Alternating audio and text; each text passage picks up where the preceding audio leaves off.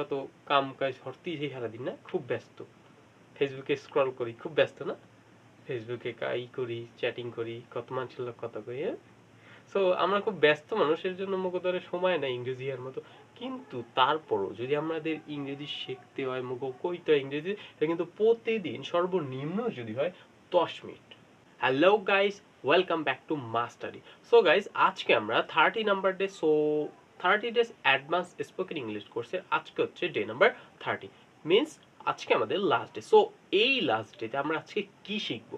So আজকে আমরা এই লাস্ট ডেতে শিখবো ইংরেজির সবচেয়ে যে গুরুত্বপূর্ণ বিষয় এবং যে প্রশ্ন আমাদের মাথায় সবচেয়ে বেশি আসে, সেটা হচ্ছে how to improve my English, how to improve your English. So এই প্রশ্নটা আমাদের সবচেয়ে বেশি মাথায় আসে এবং এটা নিয়ে আমরা সবচেয়ে কনফিউজ হই। সো আমাদের সবচেয়ে বেশি এই প্রশ্নটাই মাথায় আসে যে কিভাবে আমরা ইমপ্রুভ করব, কোন পদ্ধতিতে, কোন বিষয়গুলো আমরা জানলে যে আমরা ইংরেজি বলতে পারবো। সো আজকে আমি সেই বিষয় নিয়ে কথা বলবো যে কিভাবে তোমরা তোমাদের ইংরেজিকে ইমপ্রুভ করতে পারবে। সো ডে নাম্বার 30তে আজকে তৈরি হয়ে যাওয়া নতুন কিছু পদ্ধতি সম্পর্কে জানার জন্য এবং সেই পদ্ধতিগুলো কিভাবে তোমরা ব্যবহার করে সাকসেস হতে পারবে সেটা যদি জানতে চাও তাহলে কিন্তু অবশ্যই শেষ পর্যন্ত থাকতে হবে। ভিডিও শেষ পর্যন্ত যদি না থাকো তাহলে কিন্তু তুমি জানতে পারবে যে কোন পদ্ধতিতে আমরা আমাদের ইংরেজিকে ইমপ্রুভ করব। সো দেখতে হলে শেষ পর্যন্ত থাকবে। আর যদি তুমি নতুন হয়ে থাকে তাহলে কিন্তু অবশ্যই সাবস্ক্রাইব করতে ভুলবে না। আর যদি আজকের ক্লাস তোমার পছন্দ হয়ে থাকে তাহলে কিন্তু সর্বশেষে অবশ্যই লাইক করবে এবং কমেন্ট করে জানিয়ে দেবে তুমি কোথা থেকে দেখছো গাইস। সো আর কথা না বাড়িয়ে আমরা আজকের ক্লাস শুরু করি। সো গাইস, আমরা আজকে এই 30 ডেসে পুরো ক্লাসে আমরা শিখবো যে how to improve your English. So এই প্রশ্নের উত্তর আমরা কিভাবে দিব, মোরা কেমনে দিব, যে কেমনে মুখে ইংরেজি ইমপ্রুভ করতে হয়, কোন পদ্ধতিতে কিভাবে কি করলে মোরা ইংরেজিতে কথা কইতে পারবো, মোরাও ইংলিশ ম্যান হয়ে যেতে পারবো। হ্যাঁ, ঠিক আছে। সো এই কিছু আজকে শিখমু এই ভিডিওতে, এই ক্লাসেই। সো পুরো ক্লাস জুড়ে অবশ্যই থাকবে যদি তুমি শিখতে চাও। এবং আজকের ক্লাস কিন্তু খুবই মজার হতে চলেছে। So stay with me, okay guys. So ফার্স্টে আমরা যদি দেখি যে কিভাবে আমাদের English, how to improve your English. So এই যে প্রশ্নের, সো এই প্রশ্নের উত্তর যদি আমাদের জানতে হয় কিভাবে আমরা ইমপ্রুভ করবো, আমরা ইংরেজিতে কথা করতে পারবো, কোন পদ্ধতিগুলো মুখো হেঁকতে হবে, হেয়ার জন্য কিন্তু মুখো এই 5টা জিনিস সবচেয়ে বেশি গুরুত্বপূর্ণ। যদি মোরা এই 5টা জিনিস জানি, এই 5টা জিনিস চর্চা করতে পারি, তাহলে কিন্তু মোরা একেবারে পাক্কা ইংরেজিতে কথা বলতে পারবো। সো কোন 5টে বিষয় এবং কিভাবে আমরা সেটাকে নিয়ে চর্চা করব, সেটা বিষয়ে কিভাবে আমরা জ্ঞান অর্জন করব, সেটা দেখতে হলে অবশ্যই শেষ পর্যন্ত কিন্তু থাকতে হবে। সো ফার্স্টে আমরা যেটা এখানে দেখি সেইটা হচ্ছে রিডিং। সো ইংরেজিতে যদি পারতে হয়, ইংরেজিতে বলতে হয়, ইংরেজিতে লিখতে হয়, সো ফার্স্ট অফ অল তোমার সবচেয়ে গুরুত্বপূর্ণ যেটা, আর সেটা হচ্ছে রিডিং। সো রিডিং মিনস তোমার ইংরেজি দেখে দেখে পড়া পারতে হবে। যদি তুমি এইটুকু না পারো যে ইংরেজি দেখেই পড়তে না পারো, তাহলে কিন্তু তুমি ইংরেজিতে কথা বলতে পারবে না। সো তার জন্য উপায় অবশ্য আছে, বাট এই মুহূর্তে আমরা যদি ইমপ্রুভ করতে চাই, সো এখানে বলাই আছে যে কিভাবে ইংরেজি ইমপ্রুভ করব। সো এখানে কিন্তু বলা নেই যে কিভাবে ইংরেজি শিখবো। ওকে, সো ইমপ্রুভ করার জন্য ফার্স্টে আমাদের কিন্তু রিডিং ভালো করে পারতে হবে। সো আমরা রিডিং কিভাবে পড়তে হয় সেটা আমরা নিয়ে আরো আলোচনা করব। So second, writing. সো ইংরেজিতে আমরা রিডিং পারতে হবে। সেকেন্ড যেটা, সেটা হচ্ছে ইমপ্রুভ করতে হলে কিন্তু আমাদের লেখা মিনস রিডেন পারতে হবে। সো আমরা যদি লিখতেই না পারি ইংরেজি, তাহলে কিন্তু বলে শুধু লাভ হবে না সর্বদা। সো সেকেন্ডলি আমাদের কিন্তু ইংরেজি লেখাও পারতে হবে। ওকে, সো থার্ড আমরা যেটা দেখব সেটা হচ্ছে স্পিকিং। ওকে, এবং এই যে second third number speaking. So ইংরেজি আমরা প্রথমে আমরা রিডিং পড়া শিখলাম, সো সেকেন্ডলি আমরা কিছু লিখতেও পারলাম। সো থার্ড যেটা আসে সেটা হচ্ছে স্পিকিং। সো ইংরেজি আমি যতটুকু পারি, যেই বিষয়ে জানি, সো তুমি যেইটা জানো সেটা থেকে আজকে থেকে ইংরেজিতে বলা শুরু করবে।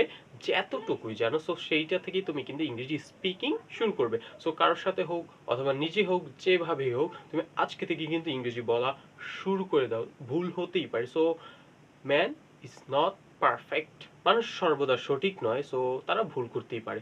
ওকে, সো ফোর্থ যেটা হচ্ছে সেটা হচ্ছে আন্ডারস্ট্যান্ড। ওকে, সো ইংরেজি আন্ডারস্ট্যান্ডিং মিনস তোমাকে অন্য কেউ যে ইংরেজিটা বলবে সেটা যদি আমি নিজেই বুঝতে না পারো তাহলে তুমি কিভাবে ইংরেজি উত্তর দিবে। সো সেজন্য আন্ডারস্ট্যান্ডিং এটাও গুরুত্বপূর্ণ। সো 4 নাম্বার যেটা সেটা নাম্বার হচ্ছে আন্ডারস্ট্যান্ডিং। ইংরেজিতে আমাদের বুঝতে হবে যে আমাদের কি বলা হয়েছে অথবা কি জানতে চাওয়া হয়েছে সেটা কিন্তু আমাদের ধারণা থাকতে হবে। সো 5 নাম্বারে যেটা আসে সেটা হচ্ছে practice.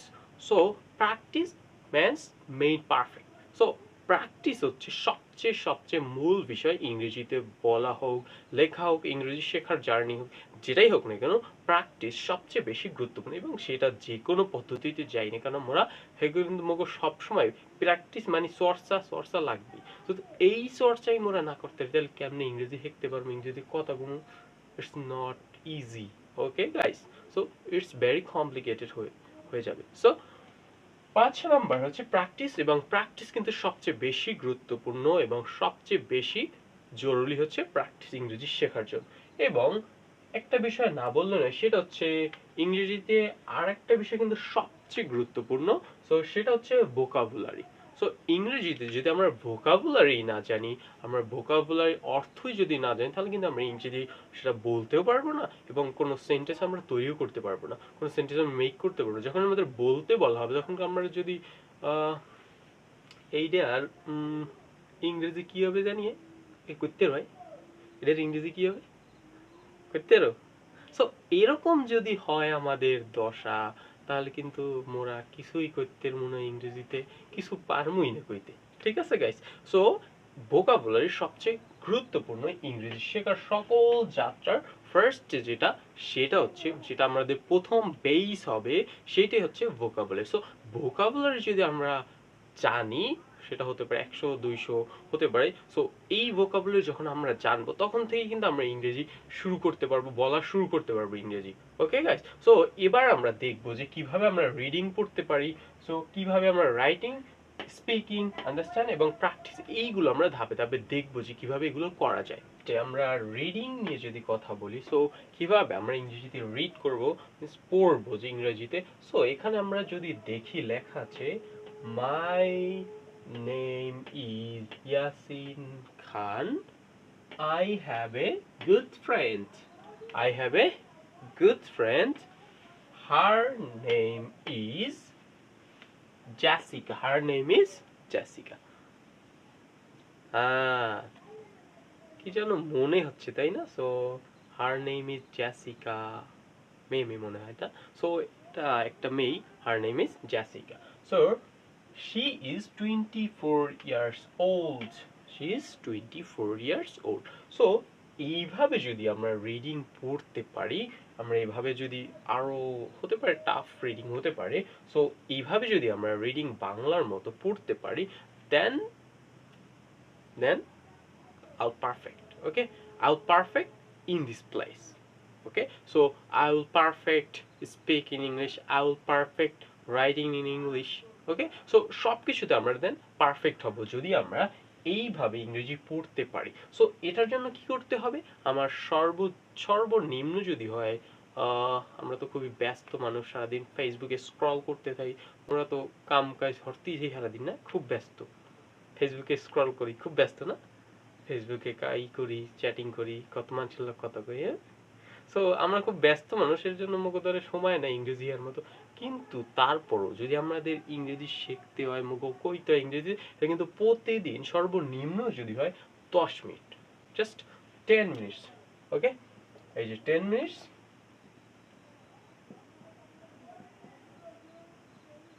10 minute, 10 minutes.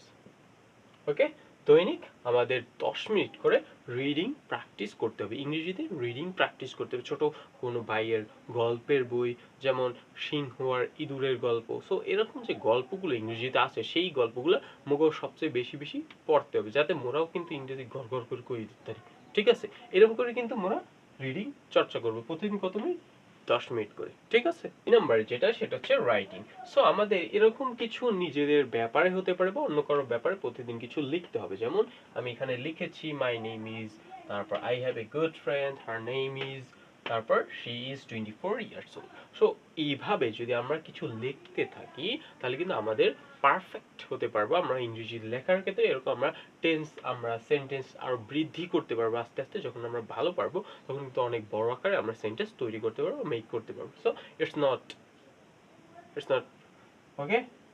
Okay guys, so এভাবে কিন্তু আমরা আস্তে আস্তে শিখতে পারবো। সো 2 নাম্বার রিটেন আমরা এভাবেও লিখতে পারি। স্পিকিং, সো কিভাবে আমরা ইংরেজিতে কথা বলবো, সো কোন পদ্ধতিতে, কোন ফাইলে আমরা কথা কম ইংরেজিতে, মুখে তো কিছুই পারি না আমরা করতে। সো গাইস, আমরা বাঙালিরা সব আমাদের কথায় আমরা যদি বলতে যাই তাহলে কিন্তু আমাদের 70 থেকে 80 ভাগ আমরা ইংরেজিতেই বলি। ইংরেজি সেন্টেন্স, আমরা ইংরেজি ওয়ার্ড ব্যবহার করি কিন্তু আমরা নিজেরাও জানি না যে সেটা একটা ইংরেজি ওয়ার্ড। ওকে, সো আমরা কিন্তু ইংরেজি অনেক পারি, এমন না যে মোরা কিছুই পারি না ইংরেজি। মোরা অনেক সেন্টেন্স, অনেক কিছু ইংরেজিতে পারি, মোরা কইতেও পারি। সো এটা কিন্তু আমাদের একটা ভালো বিষয় যে আমরা ইংরেজি সেন্টেন্স ওয়ার্ডগুলো ভালো আগে থেকেই পারি, বাট কি জানি না যে কেমনে ওইগুলো কইতে হয়, কেমনে ওইগুলো ভালো করে ব্যবহার করতে হয়। সো তার জন্য যেটা, সেটা হচ্ছে স্পিকিং। সো কিভাবে আমরা স্পিকিং করবো, ধরো এটা একটা আয়না, সো এটার সামনে আমি দাঁড়ালাম এভাবে। সো আমি বললাম, আমার তো কেউ দেখে না, সো বলতে পারবো যে মাই নেম ইজ ইয়াসিন খান, তারপর my mother name is, I have a nuclear family। So এইটা নিয়ে কনফিউশন যে nuclear or what is nuclear and what is joint family। Okay, so nuclear means যেখানে আমরা ছোট একটা পরিবার, সো সেটাকে আমরা নিউক্লিয়ার ফ্যামিলি বলবো। আর যখন আমরা একসাথে অনেক মানুষ থাকবো সেখানে আমরা বলবো joint family. So I have a nuclear family, there are 4 members in our family, I have a good family, they are very কি বলে, এভাবে আমরা কিন্তু আমাদের দৈনিক প্র্যাকটিস করব যে আমাদের পরিবার সম্পর্কে হতে পারে, আমার বন্ধু সম্পর্কে হতে পারে যে I have a friend and he is my friend and her name তো জেসিকা হতে পারে বা মিন্স অন্য কেউ হতে পারে। ওকে, হি ইজ 24 year old অথবা she is 20 years old, he is very good at English. Okay, so এভাবে কিন্তু আমরা আমাদের বন্ধু সম্পর্কে বলতে পারি, আমাদের কলেজ সম্পর্কে বলতে পারি, আমাদের ভার্সিটি সম্পর্কে আমরা ইংরেজিতে বলতে পারি। সো এইভাবে যদি আমরা বলি দেন ভুল হতেই পারে, বাট এভাবে যদি আমরা চর্চা করি দেন পারফেক্ট। ওকে, এভাবে চর্চা করতে হবে, চর্চা না করলে কিন্তু কিছুই সম্ভব না। যেটা ফাইনাল স্টেপ, আর সেটা হচ্ছে প্র্যাকটিস।